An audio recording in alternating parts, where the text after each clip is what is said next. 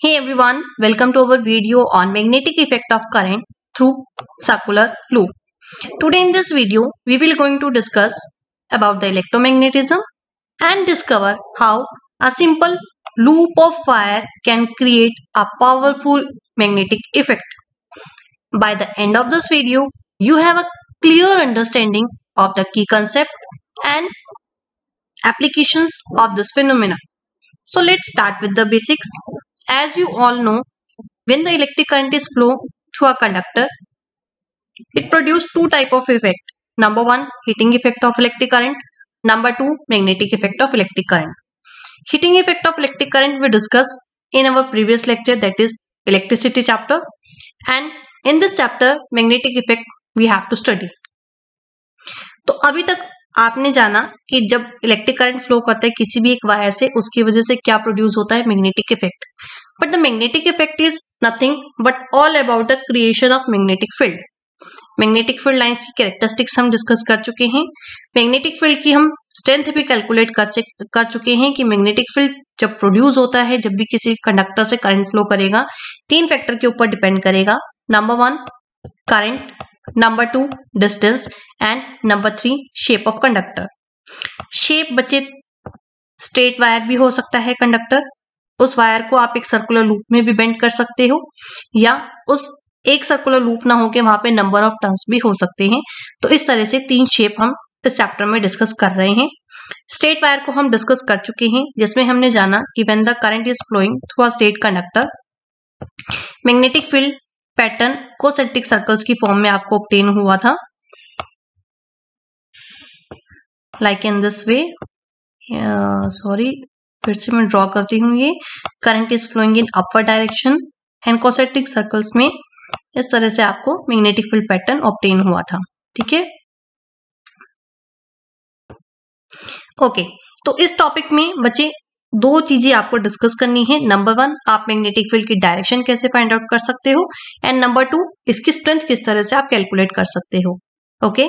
Similarly आज का जो टॉपिक है that is magnetic field due to current हुआ सर्कुलर लूप, इसमें भी यही दो चीजें हम कैलकुलेट करेंगे. How to find the direction and then its strength, ये हमने आज के टॉपिक में डिस्कस करनी है. सिमिलरली इसमें तो जब आपने स्ट्रेट कंडक्टर डिस्कस किया था तो आपने जाना कि राइट हैंड थंब रूल को अप्लाई करके आप क्या कर सकते हो, आप मैग्नेटिक फील्ड की डायरेक्शन फाइंड आउट कर सकते हो. कैसे फाइंड आउट की थी? The current will give the direction of current if we point the thumb in the direction of current, then the curl of the finger will give the direction of magnetic field lines. Now in the given diagram the current is in upward direction, तो magnetic field की direction कैसे हो गए बच्चे? इस तरह से anti clockwise. Okay.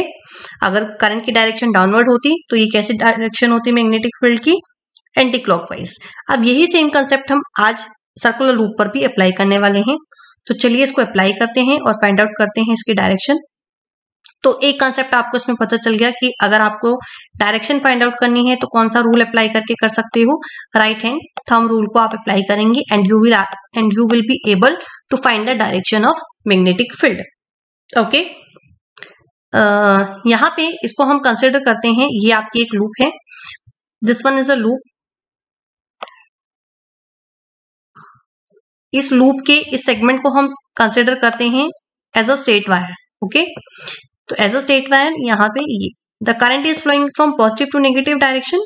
तो ये बैटरी के साथ कनेक्ट है. This is the positive terminal of battery and this is the negative terminal of battery and the current is flowing in this direction.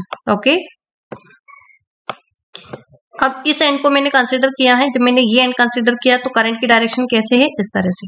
अब यहाँ पे आप राइट हैंड थंब रूल को अप्लाई कीजिए. राइट हैंड थंब रूल की direction यानी जिस direction में मैंने एरो पॉइंट किया है उस डायरेक्शन में आप अपने थंब को पॉइंट कीजिए and then apply the right hand thumb rule.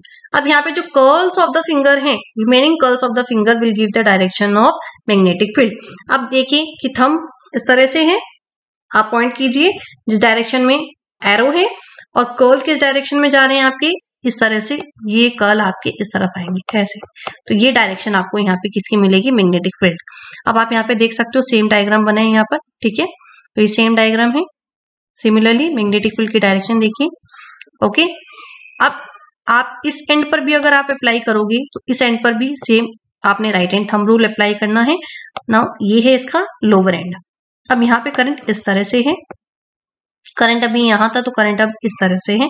तो जब आप यहाँ पे डायरेक्शन को ड्रॉ करोगे तो यहाँ पे डायरेक्शन किस तरह से आएगी आपकी, ये आएगी इस तरह से, इन दिस वे। ओके, तो आप इसको ड्रॉ कर सकते हैं, आप इसको अप्लाई कीजिए राइट हैंड थंब रूल को। Okay, so next is 3 factor मैंने आपको बताया, मैग्नेटिक फील्ड 3 फैक्टर के ऊपर डिपेंड करेगा। जितना ज्यादा करंट फ्लो करेगा उतना ज्यादा क्या होगा, मैग्नेटिक फील्ड प्रोड्यूस होगा, उतनी ज्यादा कंपास में डिफ्लेक्शन आपको ऑब्टेन होगी। ओके, तो it is directly proportional to current. Next is distance, distance inversely proportional. जैसे आप इसके वायर के सेंटर से, अब आप जैसे इस एंड से क्या जाओगे, दूर जाओगे, तो ये जो आपको सर्कल्स यहाँ बन रहे थे कॉन्सेंट्रिक सर्कल से बहुत लार्ज लार्ज एंड लार्ज, बहुत बड़े बड़े मिलेंगे। आप यहाँ पे डायग्राम में देख सकते हो, पहले कॉन्सेंट्रिक सर्कल्स आपको दिखाए हैं और उसके बाद ये इतना बड़ा, देन उससे भी बड़ा, उससे बड़ा एंड देन उससे भी बड़ा। और जैसे ही आप यहाँ इसके सेंटर पे पहुंचोगे तो आपको एक कैसा अपीयर होगा, एक स्ट्रेट वायर की तरह अपीयर होगा, एक स्ट्रेट लाइन अपीयर होगा। ओके, तो यहाँ पे ये क्या है, it is inversely proportional to the distance, inversely proportional to distance R. Okay, तो इन 2 फैक्टर के ऊपर ये डिपेंड कर रहा है। तो एक पॉइंट मैं आपको बता चुकी हूँ कि आप डायरेक्शन कैसे फाइंड आउट करोगे, by applying the right hand thumb rule. Next हम बात कर रहे हैं कि मैग्नेटिक फील्ड की स्ट्रेंथ किस तरह से आप कैलकुलेट कर सकते हो। तो मैग्नेटिक फील्ड की स्ट्रेंथ किस तरह से आप कैलकुलेट कर सकते हो, आपको पता चल गया, it is directly proportional to current and inversely proportional to the radius of the loop. Okay, तो larger the current or smaller the loop, the result will be stronger magnetic field at the center. Okay, अगर यहाँ पे फॉर्मूले की बात की जाए, formula अभी आपके 10th क्लास में नहीं है, जैसे आप +2 में इसको डिस्कस करेंगे तो +2 में इसका फॉर्मूला भी आता है, लेकिन फिर भी मैं आपको यहाँ पे इसका फॉर्मूला बता देती हूँ। फॉर्मूला क्या आएगा आपका, B is equal to mu naught upon mu naught I two R. Okay, तो ये फॉर्मूला है magnetic field, where B represent the magnetic field strength, mu naught represent the permeability of free space, और इसकी value किसके equal होती है, mu naught की। Mu naught is equal to 4 pi into 10 की पावर -7, 10 की power -7। Okay, I is the current flowing through the loop and R is the radius of the loop। अभी आपके लेवल पे सिर्फ आपको इतना पता होना चाहिए कि आप स्ट्रेंथ कैसे फाइंड आउट कर सकते हो, by using the current and by using the radius of the loop, directly proportional to current and inversely proportional to the radius of the loop. तो ये 2 पॉइंट आपको बिल्कुल क्लियर होने चाहिए। स्ट्रॉन्ग मैग्नेटिक फील्ड कब होगा, जब करंट क्या है, लार्ज है, और रेडियस कैसी होगी आपकी, स्मॉल होगी।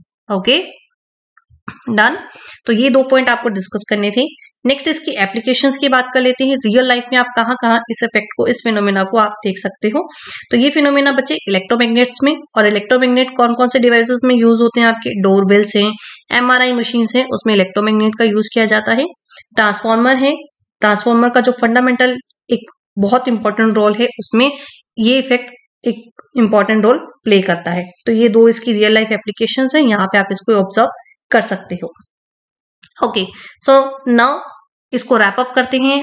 आपको ये डायग्राम क्लियर हो गया कि किस तरह से ये डायग्राम ड्रॉ किया गया है। इसके पॉइंट्स एक बार मैं यहाँ पे आपको बता देती हूँ। Every point on the wire on a current carrying would give rise to magnetic field.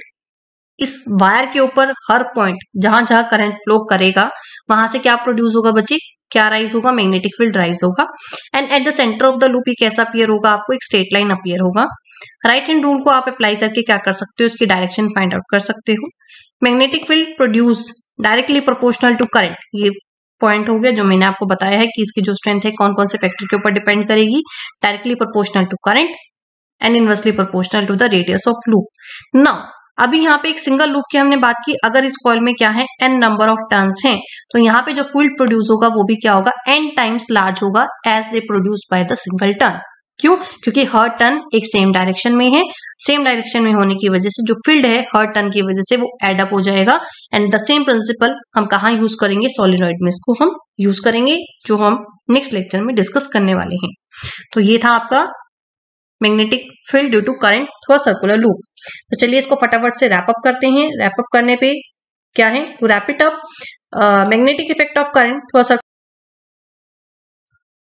तो चलिए रैप अप करते हैं अपना आज का लेक्चर। आज के लेक्चर में हमने क्या क्या जाना? Magnetic field due to current through a circular loop, as well as it plays a very important role in electromagnetism, and then we have seen how to visualize the magnetic field, then we calculate their strength and explore their practical application. We hope this video has helped you to understand this important topic. If you found this video helpful, please give it a thumbs up and don't forget to subscribe our channel for more educational content. If you have any question and want us to cover specific topic, feel free to leave a comment below. Thank you for watching.